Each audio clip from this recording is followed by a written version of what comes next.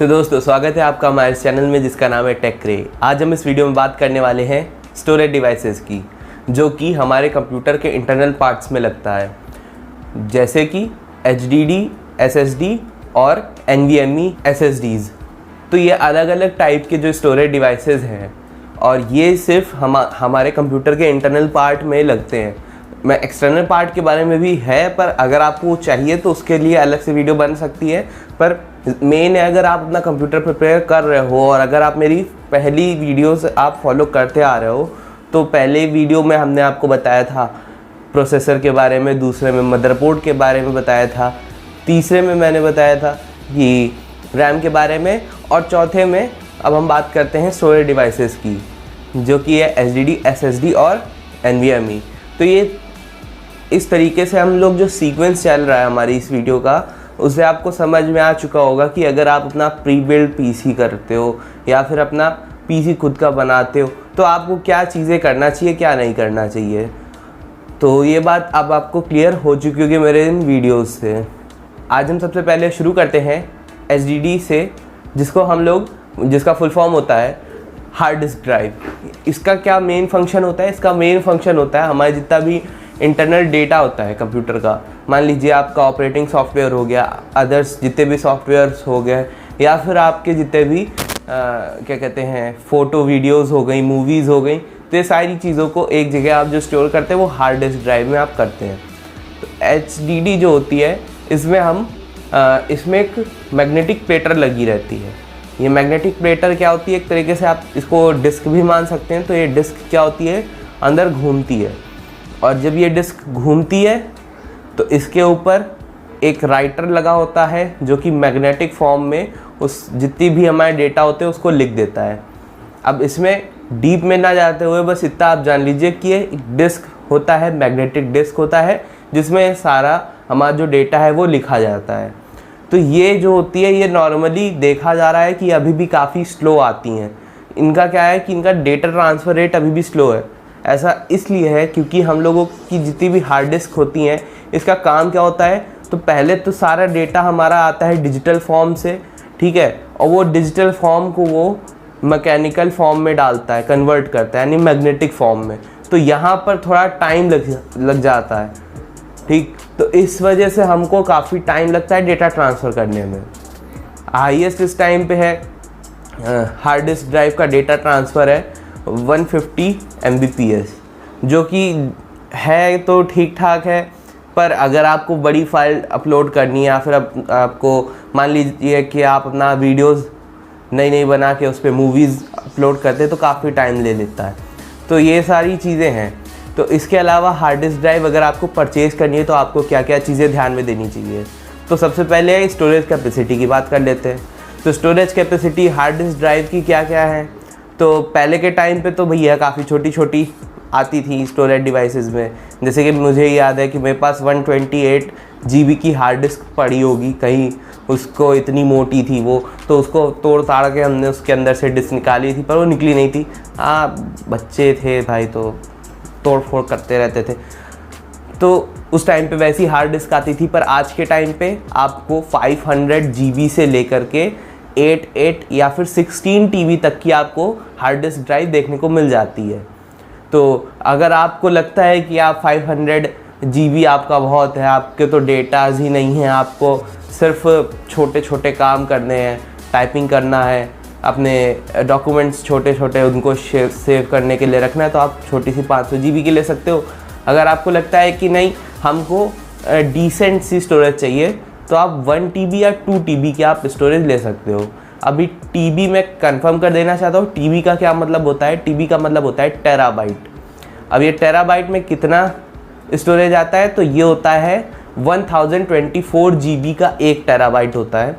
तो इस तरीके से हमको अब ये कंफर्म हो चुका है कि 500 GB के आगे TB आता है, ठीक है। 500 GB के बाद सीधे 1024 GB आता है, जिसको हम लोग टेराबाइट कहते हैं, 1 टेराबाइट, ठीक। तो आगे बढ़ते हैं। तो इसके बाद हमको इसमें एक चीज़ और देखनी चाहिए, जिसको हम लोग कहते हैं RPM। RPM का फुल फॉर्म होता है रोटेशन पर मिनट। यहाँ पर क्योंकि एक डिस्क लगी है तो जाहिर सी बात है वो रोटेट करती है, तो जितना तेज़ उसका फास्ट रोटेशन होगा उतना ही ज़्यादा हमको स्पीड मिलेगी। तो पहले के टाइम पे तो धीमे धीमे आती थी, अभी मार्केट में आपको प्रेजेंट के टाइम पे 5400 आरपीएम की मिलती है, मतलब वो 54 राउंड्स पर मिनट लगाती है, ठीक है। और आपको 5400 और आपको 7200 राउंड्स पर मिनट की भी आपको हार्ड डिस्क ड्राइव देखने को मिल जाती है। तो जैसे कि मैंने जो डेटा ट्रांसफ़र स्पीड बताया था, डेटा ट्रांसफ़र स्पीड क्या होता है, रीड और राइट स्पीड, इसको ये भी कहा जाता है।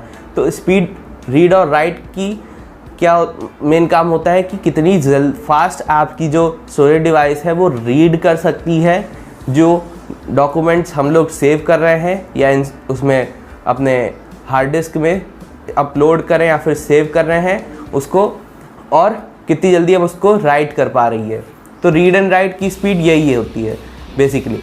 तो इसके अलावा हम लोगों को 7200 आरपीएम की भी स्पीड देखने को मिलती है।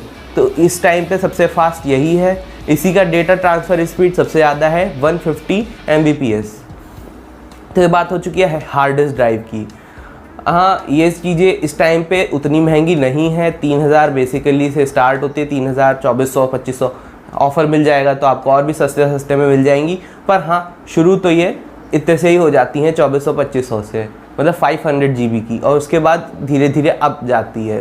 कंपनी इसकी मेन होती हैं वेस्टर्न डिजिटल, नाम सुना होगा। इसके अलावा आप उसकी सैमसंग की ले सकते हैं, और भी अलग अलग कंपनीज़ आती हैं। तो ये मेजर दो हैं, ठीक है। अब आगे बढ़ते हैं तो हम लोग बात कर लेते हैं SSD की। SSD क्या होती हैं, solid state drive. Solid state drive में क्या आता है हमारा कि ये ज़्यादा, मतलब ये बेसिकली हार्ड डिस्क ड्राइव से काफ़ी ज़्यादा फास्ट होती हैं। तो हार्ड डिस्क ड्राइव में क्या होता है कि एक डिस्क होती है जो घूमती रहती है।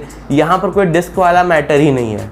यहाँ पर क्या होते हैं, यहाँ पर एक चिप होती है, ठीक है। आईसी के हेल्प और कैपेसिटर के हेल्प से एक चिप तैयार करी जाती है जिसमें सारा डेटा स्टोर होता है। इसमें भी ज़्यादा डीप में नहीं जाते, तो इतना आप मान के चलिए कि यहाँ एक डेटा सेव करने के लिए चिप्स लगी होती हैं। तो जितनी ज़्यादा वो चिप्स होंगी उतनी ज़्यादा उसमें स्टोरेज पाई जाएंगी। और धीरे धीरे मॉडर्न टाइम में भी आते आते ये धीरे धीरे इवॉल्व कर रही हैं। तो कैपेसिटी एक ही चिप में इतनी हो जाती है कि वो कम से कम चिप में ज़्यादा स्टोरेज मिल जाती है। तो ये हमको 128 GB से मिलता है, 120 या 128 GB से हमको स्टोरेज की इसकी स्टार्टिंग मिलती है। और ये भी 1 TB या 2 TB तक आप जा सकते हो तो जाओ, पर सलाह यही है कि इसको कम ही लेके चलें, क्योंकि ये जितनी कम में है उतनी ज़्यादा सस्ती हैं, ठीक है। सॉलिड डिस्क ड्राइव का जो डेटा ट्रांसफ़र स्पीड होता है वो होता है 560 Mbps। हाँ, ये स्पीड जो है वो काफ़ी ज़्यादा फास्ट है हार्ड डिस्क ड्राइव के कंपैरिजन में।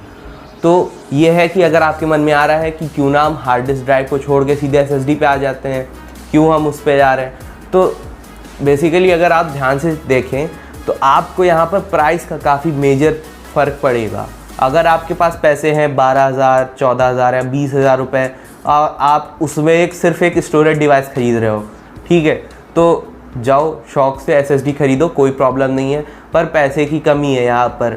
हम नहीं चाहते कि कोई ऐसा बिल्ड बनाए कि भैया 80,000 रुपये, 70,000 रुपये एक PC पे ही लगा दे ना।